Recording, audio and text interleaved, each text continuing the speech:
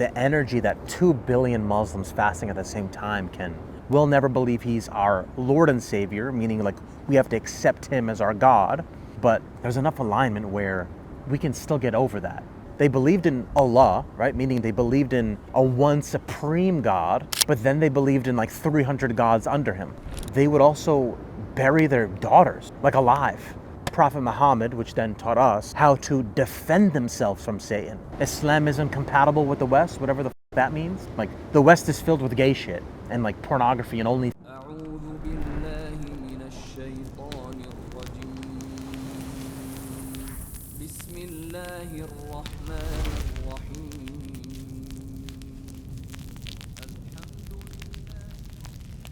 What's up, guys? My name is Jovian. This is Crescent Cross Covenant Coalition, and the purpose of this channel is to heal the divide between Christians and Muslims, showcase how we are 90% aligned, and take that healing and take that alignment and bring it into politics. Assalamu alaikum to my brothers and sisters in Islam. Ramadan Mubarak. To everyone else who's watching, what's up? Please like and comment, subscribe. Let me know what you think about the show. I've been getting better at remembering that. And yeah, excuse the sun. I'm filming earlier today to fight the brain fog that is fasting. And for whatever reason, I've said this in the previous episode, when I'm fasting, it's a little more challenging for me to get all my thoughts together. Just because, this is like my fourth year maybe doing it, and that's getting easier and easier for me, and I'm enjoying it more and more. Ramadan is actually something I get super excited about, which is odd because I didn't think when converting that something would excite me as much as Christmas did as a kid. And I think as I got older, Christmas lost that magic that it had. And for me, it was never Christian. For me, it was just like a family tradition. It was more Puerto Rican than it was Christian, or in my case, Roman Catholicism.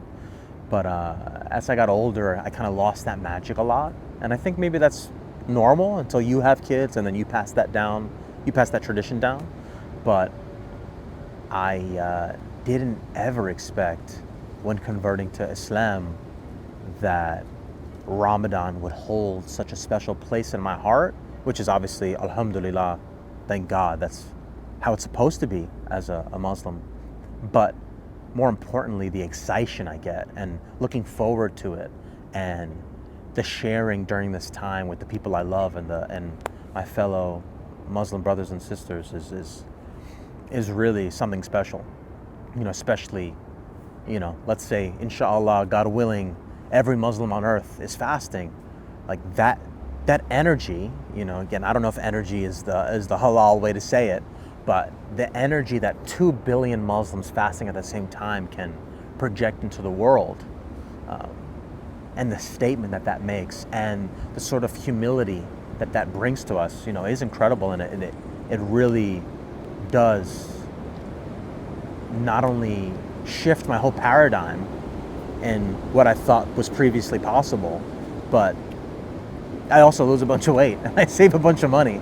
So it really even showcases, like, especially me being in the city, like I always need a bev.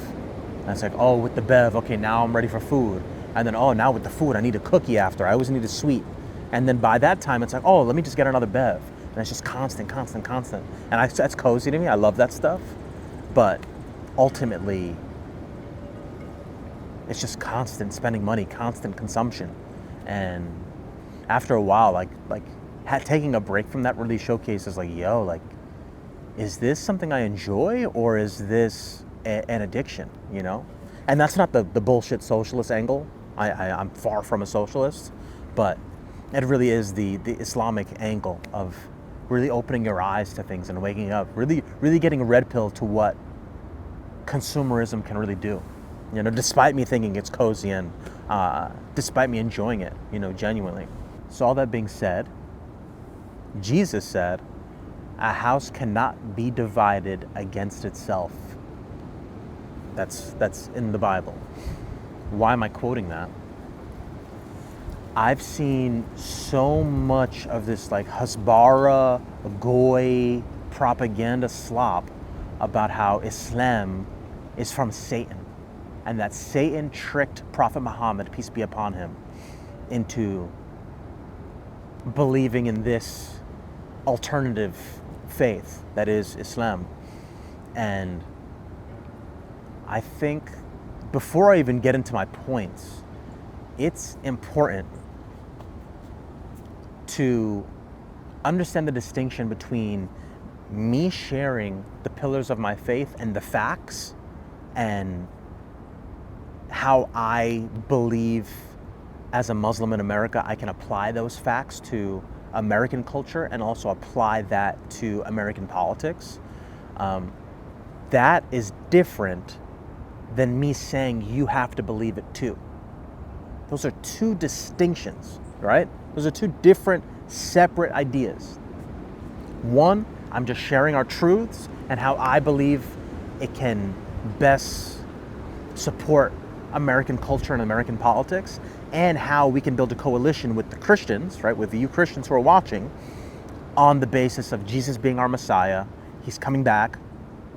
You're not our enemy. We're not your enemy. We're never going to agree on the deity of Jesus Christ. We'll never believe he's our Lord and Savior, meaning like we have to accept him as our God. But there's enough alignment where we can still get over that. We can get over that. So there's that. That is separate from me saying all the things that I believe and that you're wrong and that you need to believe me. Those are two separate things. So for whatever reason, the people who consume my content that are Christian, genuinely there are some great people that understand the alignment and are willing to work despite our differences. But I get a huge influx of people who not only say I'm lying, which I don't even know how I could possibly be lying about Muslim doctrine. You could Google the shit. But then they say Islam comes from Satan. And that brings me back to Jesus's quote in the Bible. A house cannot be divided against itself. So now for context, during Prophet Muhammad's time, peace be upon him, all that existed in that region were Arab polytheists. They believed in Allah, right? Meaning they believed in a one supreme God, but then they believed in like 300 gods under him. So let's say astaghfirullah, which is, God forgive us. I wanted to pray to the God of money, or the God of sexual desire, the God of children, whatever. In the Kaaba, there were all these idols, which are like statues that they would pray to, give money to. Even now, from a cousin, they told me that they'll have statues in their closet and feed them. So they feed the statues now. They feed the idols now. So who knows what they were doing back then? Probably even worse shit. So the Arabs at the time were praying to and idolizing these statues, these gods, right? Not only that, they would do rituals running around the Kaaba naked, especially the women, run around naked as if that was doing something for these gods, which is like disgusting. They're probably doing more like sexual rituals. And then they would also bury their daughters, like alive. They would have daughters and they would just bury them. I'm not sure if it was the firstborn daughter or like they wanted more sons than daughters. Who knows? Maybe China got some inspiration from this. So these were the normal things that these Arabs were doing at the time. So why would Satan come down, intercept Prophet Muhammad, pretend he is Allah or the angel from Allah, and teach him monotheism, right? Meaning believing in one God and not multiple underneath, just one and that's it. Teaching about Prophet Isa, Prophet Jesus, and teaching him that he's the Messiah and that he's not God, because the first pillar is there's only one God. So now that's consistent. And then why would he teach Prophet Muhammad, which then taught us, how to defend themselves from Satan? Think about that. He taught, and what was running rampant at the time was Arab polytheists. Satan taught monotheism, one God, no other idols underneath. Taught Jesus is the Messiah and he's not God, right? Which that paradigm didn't exist at that time. It wasn't even established that Jesus was God until the Nicene Creed. It was like in the 300s, like 325. So Prophet Muhammad, peace be upon him, is already over 300 years after that. So at the minimum, I'm sure it's pretty mainstream that Jesus is God to the Christians. So for Satan to say Jesus isn't God, that's a paradigm shift. That's a huge paradigm shift. Like, hey, not only do you believe in one God, not only does one God exist, but Jesus is not that God. And then taught us how to defend ourselves against him. Satan is the most arrogant, the epitome of arrogance, the epitome of narcissism, the epitome of anger and aggression and hate. So why would he take a people who are directly disrespecting Allah, directly disrespecting God, because they have hundreds of idols in Allah's house, which is the Kaaba, running around it naked, which is a holy site, the holiest site in the world, and then burying their firstborn daughters, or at the minimum just burying daughters, like what? And then teaching us how to defend ourselves against Satan and his army of jinn, his army of demons. That doesn't make any sense. You guys sound retarded. Like, just think critically. You could Google all this shit. You don't have to just comment things that you've been taught, that you've been fed. You don't have to like just regurgitate the same gooey slop that's been pushed on you without at least researching it first. Because then you would see, hey, I don't want to be Muslim, but actually, objectively, Satan couldn't have brought this, because why would Satan go against himself? Like, why would Satan want to go against himself? It just doesn't make any sense. And with Prophet Isa, Jesus, what he says in the Bible, a house cannot be divided against itself. He's saying that to the Pharisees, because the Pharisees at the time were claiming that Jesus, Prophet Isa, came from Satan, that he was learning these things from Satan. So Prophet Isa, Prophet Jesus, peace be upon him, his point was, no, I cannot come from Satan if I'm teaching you how to be against Satan and praise one God, which Satan doesn't want. You know, Satan is the one that taught us polytheism. That was Satan's doing. He's the one that taught us that. So this sort of critique is just so stupid, so asinine, so retarded, that every time I see this comment, I just can't believe that at the minimum, you people cannot objectively just think, just critically think, hey, I may not f with this religion, Jesus is God, you cannot have salvation without Jesus as your Lord and Savior, but hey, the Muslims cannot have a faith that comes from Satan, because Satan taught that Jesus is the Messiah and teaches how to fight against himself. So it can't come from him. And yeah, it's like why would Satan want to convince us and push us to support Prophet Muhammad, and through Prophet Muhammad, Prophet Jesus, Prophet Isa, peace be upon them? He would want more decay. You know, he would want more sin. He wouldn't want to teach us how to not sin. Stupid. So yeah, I've been saying that so much, and I just wanted to address that directly. So please, my fellow people, you know, human beings, whatever, I'm not asking you to convert. I'm not asking you to believe in my faith, and I'm not asking you to compromise your faith.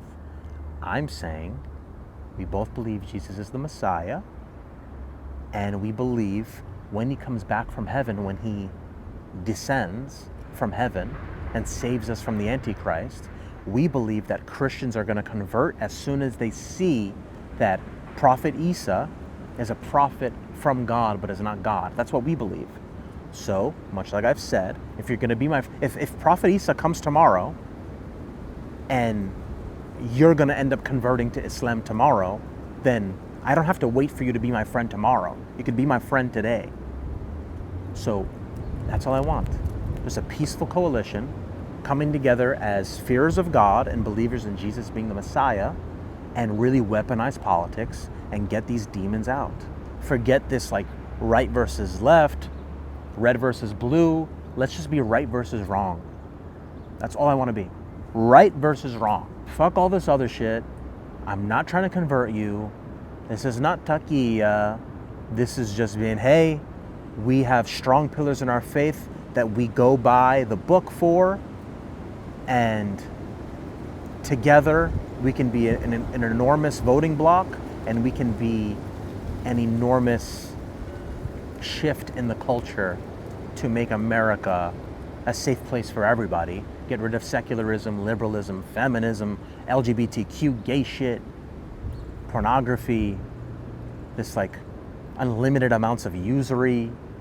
You know, we can create the safe haven that we both want. And we can stop destabilizing the Middle East, and then eventually the Muslims will want to leave back home anyway. So it's a win-win. It's a win-win. Islam isn't compatible with the West, whatever the that means. Like, the West is filled with gay shit, and like pornography and OnlyFans and secularism and liberalism and feminism. So yeah, I mean, Islam isn't compatible with any of that, so that's what the West is. So you're actually right. But if that's the case, then yeah, then let's work together with the common goal, the common enemy, and stop destabilizing the Middle East, and then we'll all just want to go there. So it's a win-win. Again, my name is Jovian. This is Crescent Cross Covenant Coalition. Please like and comment and subscribe, share with your friends. Let me know what you think about the show. Let me know what you think about my ideas. And I appreciate you getting this far if you have. And I'll see you in the next one. Peace. أعوذ بالله من الشيطان الرجيم بسم الله الرحمن الرحيم